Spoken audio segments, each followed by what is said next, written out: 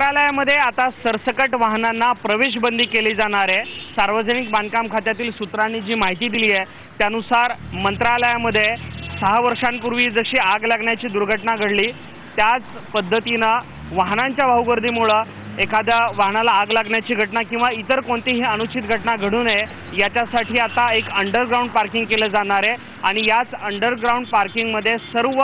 मंत्र्यांना देखील वाहनं त्यांची पार्क करणं बंधनकारक असणार आहे। काही निवडक अपवाद वगळता जसे की मुख्यमंत्री, राज्याचे मुख्य सचिव किंवा विधानसभा अध्यक्ष हे काही निवडक अपवाद वगळता सर्व कॅबिनेट मंत्री, राज्यमंत्री आणि सर्व IAS दर्जाच्या अधिकाऱ्यांना देखील आपल्या गाड्या अंडरग्राउंड पार्किंगमध्ये पार्क कराव्या लागतील।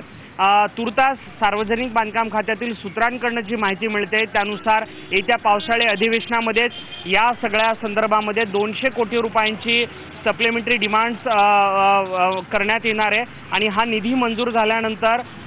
साधारणतः पुढच्या वर्षभरामध्ये किंवा 2 वर्षामध्ये मंत्रालयाच्या या सगळ्या परिसरामध्ये अंडरग्राउंड पार्किंग होईल आणि या ठिकाणी पाठीमागे जे नवीन प्रशासकीय इमारत आहे या शेजारी देखील अंडरग्राउंड पार्किंग होणं प्रस्तावित आहे आणि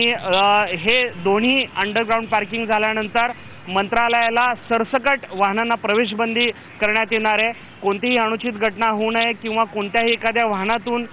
कुठलीही वस्तू जर या ठिकाणी आली तर त्याचा देखील बंदोबस्त व्हावा हा या पाठीमागचा उद्देश आहे आणि या निर्णयाचं मंत्रालयातील पोलिसांकडून स्वागत करण्यात येते कारण या ठिकाणी मनुष्यबळ कमी असल्यामुळे प्रत्येक वाहनांची पाहणी करणं मंत्रालयातील पोलिसांना देखील शक्य होत नाही आणि म्हणून मंत्रालय परिसरातील पोलिसांकडून या अंडरग्राउंड पार्किंगच्या निर्णयाचं स्वागत होत आहे।